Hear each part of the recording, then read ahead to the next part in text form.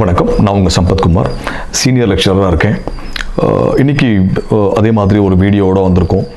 என்னென்னா, ஒவ்வொரு முறையும் ஏதாச்சும் ஒரு இன்ஃபர்மேட்டிவாக நம்ம ஏதாச்சும் ஒன்று வீடியோவில் சொல்லணும்னு ஆசைப்படுவோம். அதே தான் நம்ம டிஸ்கஸ் பண்ணுவோம். அது கேள்வியாக இருக்கும். அந்த கேள்விக்கு என்னோடய பதில் இந்த வீடியோவில் அமைஞ்சிருக்கும். இன்றைக்கி அதே மாதிரி ஒரு சின்ன செமினாருக்காக ஒரு டிபார்ட்மெண்ட் போயிருந்தேன். அந்த டிபார்ட்மெண்ட்டில் ஒருத்தர் என்ன கேட்டார், சார் நீங்கள் ஏர்போர்ட்டில் ஒர்க் பண்ணியிருக்கீங்களான்னு. ஆமாம் தம்பி, ஒர்க் பண்ணியிருக்கேன். சரி, எனக்கு ரொம்ப நாளாக ஒரு டவுட்டு சார் அப்படின்னாரு. சொல்லுங்கள் தம்பி, பரவாயில்ல சார், தப்பாக இருந்தால் மன்னிச்சிருங்கன்னாரு. பரவாயில்ல தம்பி, கேளுங்கன்னு. அவர் தான் ரொம்ப ஃபன்னியான கேள்வி தான். சார், ஃப்ளைட்டுக்குள்ளே எத்தனை டிரைவர் இருப்பாங்க, அதே மாதிரி கேபின் க்ரூலாம் இருக்காங்கல்ல சார், அவங்க எத்தனை பேர் இருப்பாங்கன்னு கேட்டார். இதில் ஃபன்னியாக யோசிக்கிறதுக்கு எதுவுமே கிடையாது. அவருக்கு தெரியாத விஷயத்த தெரிஞ்சுக்க ஆசைப்பட்டு கேட்கும்போது அதோட டெக்னிக்கல் டேர்ம்ஸ் தெரியாமல் தான் அவர் கேட்டிருக்காரு. அது தப்பே கிடையாது. ஸோ பைலட்டுன்னு சொல்லுவாங்க, ஃபஸ்ட் ஆஃபீஸர்னு சொல்லுவாங்க, கமாண்டிங் ஆஃபீஸர்னு சொல்லுவாங்க. அதாவது விமானத்தை இயக்குகிற ஒரு இயக்குனர் அப்படின்றவர் தான் பைலட்டுன்னு நம்ம யதார்த்தமாக சொல்லுவோம். இப்போ கார் ஓட்டினா டிரைவர், பைக்கர்ஸ்ன்னு சொல்லுவாங்க, பைக் ஓட்டுறவங்கள. பைலட்டுன்னு சொல்கிறதுன்றது யதார்த்தமாக எந்த விதமான ஃப்ளைட்டை இது கொண்டு போகிறாங்க அப்படின்னாலும் அவங்கள பைலட்டுன்னு சொல்லுவோம்.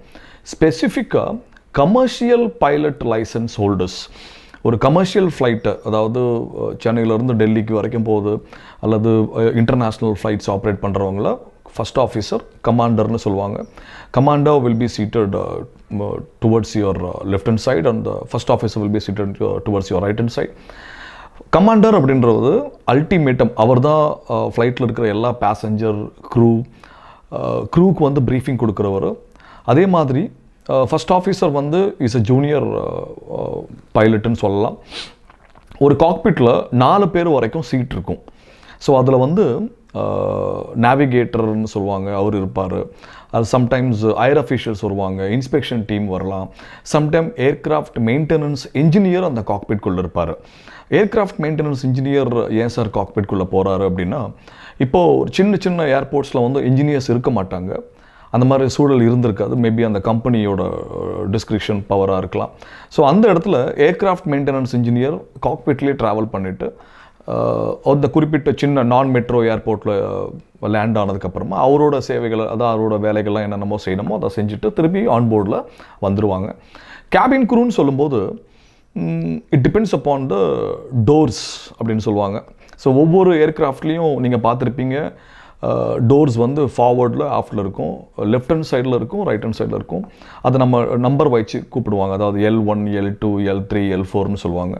ஸோ ஒரு ஏர்க்ராஃப்டில் உதாரணத்துக்கு எடுத்துப்போமே, ஏர்பஸ் A320 அப்படின்னா 8 டோர்ஸ் இருக்கும். L1, L2, L3, L4. அதே மாதிரி R1, R2, R3, R4. So 8 இருக்கிறதுனால அதே மாதிரி கேபின் க்ரூ சீட்ஸ் இருக்கும். அதுக்கு பேர் ஜம்ப் சீட்டுன்னு சொல்லுவாங்க. ஜம்ப் சீட் எத்தனை இருக்கோ அத்தனை கேபின் க்ரூ ட்ராவல் பண்ணணும். அது வந்து that is not a mandatory one.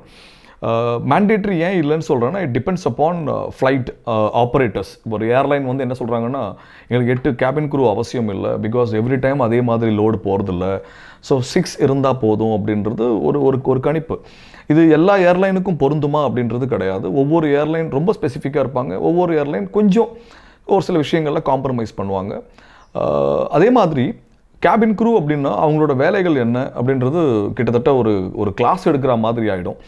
சிம்பிளாக சொல்லணும் அப்படின்னு சொன்னால், வெல்கம் பண்ணுறது, டெமான்ஸ்ட்ரேஷன், சேஃப்டி டெமான்ஸ்ட்ரேஷன் கொடுக்கறது, அதே மாதிரி பேசஞ்சருக்கு சப்போர்ட் பண்ணுறது, அவங்களுக்கு மீல்ஸ் இருந்தால், அதாவது ஒரு கம்ப்ளீட் சர்வீஸ் ஏர்லைனாக இருந்தால் அவங்களுக்கு மீல்ஸ் ப்ரொவைட் பண்ணுறது, அதே மாதிரி அதாவது it's almost like complete comfort கொடுக்கணும் ஒரு பேசஞ்சருக்கு. They should feel like as I am travelling in ஒரு ஆசம் ஏர்லைன் அப்படின்ற மாதிரி ஒரு ஃபீல் கொடுக்கறது விமான பணிப்பெண்கள் தான் கேபின் க்ரூ. ஸோ கேப்டனும் கேபின் க்ரூவும் இவங்க 2 பேருமே நம்மளை சேஃபாக கொண்டு போய் நம்மளோட டெஸ்டினேஷனில் ரீச் பண்ண வைக்கிறவங்க தான் இவங்க 2 பேருமே. அதனால் அந்த தம்பி கேட்கும்போது கொஞ்சம் பக்கத்தில் இருந்தவங்க சிரிச்சிட்டாங்க, ஃபன்னியாக இருந்தது அப்படின்னு. ஆனால் தெரிஞ்சுக்கிறது தப்பே கிடையாது. ஸோ நம்ம அந்த இடத்துல வேலை செய்கிறதுக்கு நான் என்ன பண்ணணும், நான் என்ன படிக்கணும், என்ன படித்தா நான் அந்த இடத்த ரீச் பண்ண முடியும் அப்படின்ற பல கேள்விகள் அந்த தம்பிக்குள்ளே அடுத்தடுத்து வந்துக்கிட்டே இருந்துச்சு. அதே மாதிரி எல்லாருக்கும் இந்த கேள்வி கொஞ்சம் யூஸ்ஃபுல்லாக இருக்கும்னு நினைக்கிறேன்.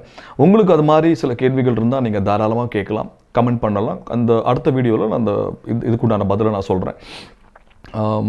இதே மாதிரி நிறைய பேர் நிறைய கேள்விகள் கேட்டுகிட்டே தான் இருப்பாங்க. நாங்களும் வீடியோ அதே மாதிரி அப்லோட் பண்ணிக்கிட்டே தான் இருப்போம். அது வரைக்கும் நம்ம வெயிட் பண்ணுவோம். அடுத்த வீடியோவில் சந்திப்போம். தேங்க்யூ.